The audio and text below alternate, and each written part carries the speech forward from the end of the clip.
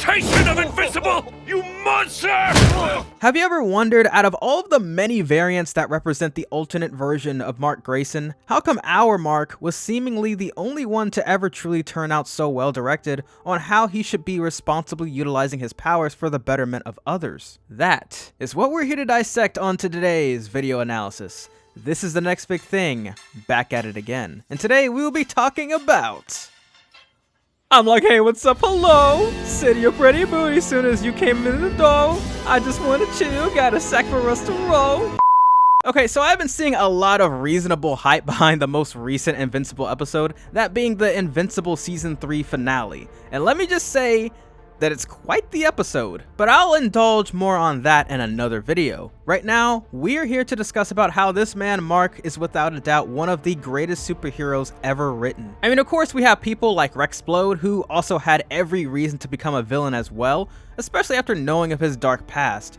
But Mark had several reasons as well. First off, Mark got his crap shoved in when he faced off against his father, his own biological father, in the season 1 finale. I mean, it was debatably one of the most gruesome, psychologically tragic events to ever happen to him. That right there was possibly why one of the Mark variants decided to just roll with the Viltrumites and their invasion of the planet, because Mark's beatdown was biblical. Fine! What's 17 more years?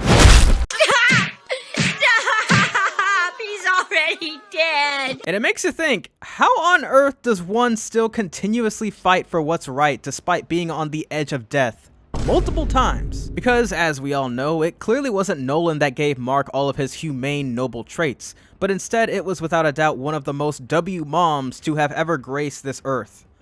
Debbie. Debbie from the very beginning more or less convinced Nolan of one of the many beauties of life itself. And remember, this dude came from a distant planet known for his pure savagery, starting from its belief system of having the weak be purged, while only the strongest among them survive.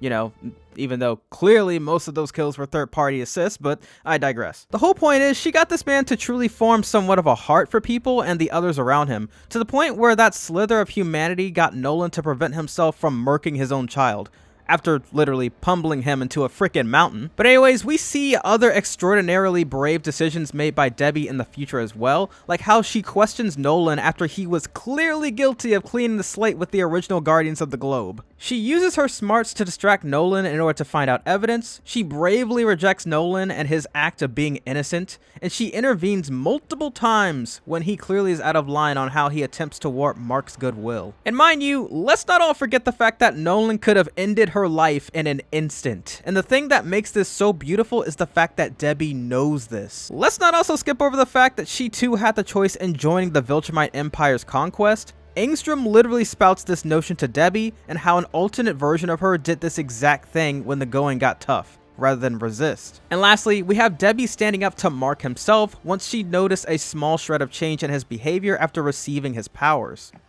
Sorry about the yard. What are you doing? I need practice, Mom. I can't land well, I can't fly all that fast. I need to be better. Mark, you need to sleep. I need to practice. Honey, it's the middle of the night. I have work tomorrow, you have school. Get inside right now. Make me. Does that make you feel strong? To know I can't physically make you do something? Is that what you need? Remember when you were little and we'd talk almost every night before you went to bed?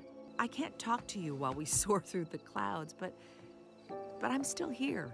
Now it's you and him. And your boring old normal mom. Mom. It's okay, sweetheart. I get it. After everything he's done, how can I possibly live up to all that? Who says you have to?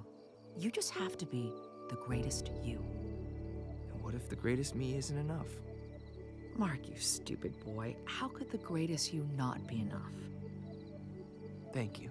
Once again, Debbie could have lost her life here, and yet here she is still being the best example for Mark. I mean, of course, Mark probably wouldn't murk her right then and there, but I'm just saying, there's a higher likely chance of it happening. I mean, the power dynamics and character portrayals between the two are absolutely perfect, because it goes to show that you can be one of the strongest warriors known to man, it won't matter if you're not leveled mentally. Another example is Homelander from The Boys. Dude has the ability to level cities, and yet he doesn't despite his many threats because of how well rooted it was to psychologically control him and his need for approval from others. Further proof is how one of the variants from season 3 episode 7 expressed how he still has a soft spot for Debbie, his mother, and that was actually the reasoning behind why he wanted to start working for Engstrom so that he could bring back the Debbie from this dimension back home with him. And sure, there was Mohawk Mark's snarky response because he's a menace and that he needs to be studied, but there was still a noticeable gap of silence between all of the other variants once this version of Mark explains that surely all of them are the same person, meaning that deep down, Mark's friends and family is what helped him become more sympathetic. But I dare to say, his mother especially. Now, that just about ends my small take on Invincible and the minor detail that can somewhat be overlooked, yet is extremely significant to the story and character growth in and of itself. Debbie proves that great parenting creates milestones for the future of many. Well, this has been yet another video by The Next Big Thing, and expect more to come here soon for you to all enjoy. Peace.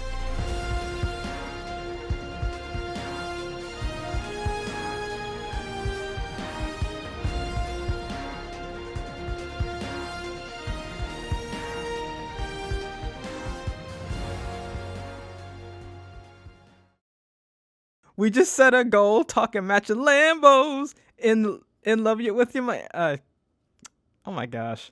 I didn't even actually know the lyrics, like half of the lyrics, until I actually looked them up. I didn't know what he was saying. The song just sounds that good. I don't know.